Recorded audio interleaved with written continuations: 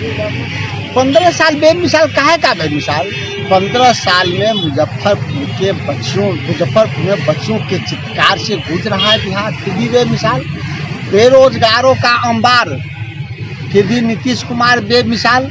सृजन जैसे अनेक घोटालों का अंबार, फिर भी नीतीश कुमार बेरोजगार का बेमिसाल।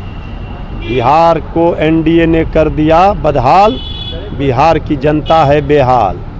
इसलिए ये 15 वर्ष एनडीए का रहा खस्ता हाल। अब जनता लगाएगी इनको पोस्टर, तब देगी जवाब। बिहार और मिथिलांचल की हर खबर देखने के लिए यूट्यूब चैनल सर्च करें, सब्सक्राइब करें और बेल आइकन दबाएं।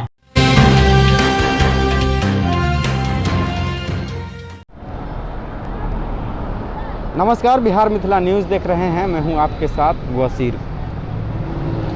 विधानसभा का चुनाव हो या उपचुनाव हो, लगातार जो है जेडीयू की सफलता जो रुकने का नाम नहीं ले रही है। इसी को लेकर के अब जो है जेडीयू के जो कार्यकर्ता हैं, जेडीयू के जो नेता हैं, वो 24 तारीख को 15 साल बेमिसाल जो मुख्यमंत्री नीतीश कुमार का कार्यकाल रहा है उसको मनाने जा रही है। बता दें कि एक बड़ा सा पोस्टर बैनर लगाया गया है जेडीयू कार्यालय के पास, जिसमें साफ तौर पर लिखा गया है माननीय मुख्यमंत्री श्री नीतीश कुमार के 15 वर्षों की समर्पित जनसेवा की शानदार उपलब्धि पर समादर्शी नेतृत्व और समावेशी विकास के लिए 15 साल बेमिसाल का जो कार्यक्रम है वो 24 नवंबर को सभी ज़िले के मुख्यालय में परिचर्चा का आयोजन किया जा गया है। और पटना जिला का जो कार्यक्रम है वो जेडीयू कार्यालय के कर्पूरी सभागार में होगा। तो बात का बेमिसाल, इसे जनता ने कर दिया 3 नंबर की पार्टी बना दिया, इसके लिए बेमिसाल।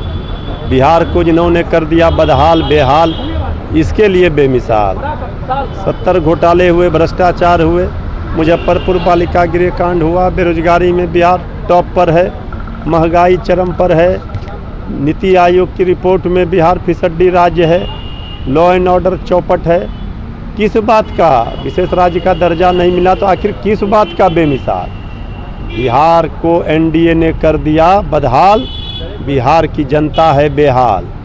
इसलिए ये 15 वर्ष एनडीए का रहा खस्ता हाल।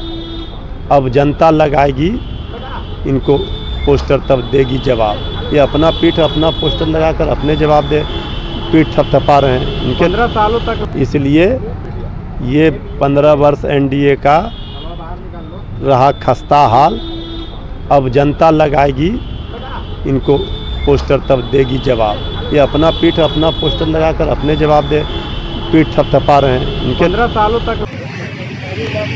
15 साल बेमिसाल काहे का बेमिसाल?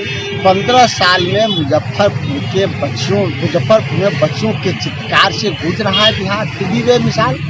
बेरोजगारों का अंबार, फिर भी नीतीश कुमार बेमिसाल। सृजन जैसे अनेक घोटालों का अंबार, फिर भी नीतीश कुमार बेरोजगार। नीति आयोग के रिपोर्ट में बिहार अंतिम पावदान पे, फिर भी नीतीश कुमार बेमिसाल। कोरोना काल में लाशों का अंबार, फिर भी नीतीश कुमार बेमिसाल।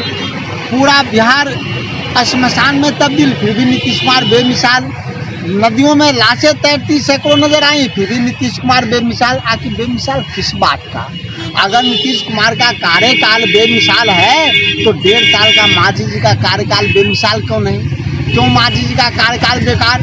क्योंकि मांझी जी दलित हैं इसलिए बेकार?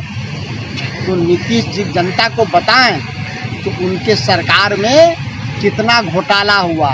मुजफ्फरपुर जैसे, बालिकागृह जैसे कितने कांड हुए, सृजन जैसे कैसे कितने घोटाले हुए।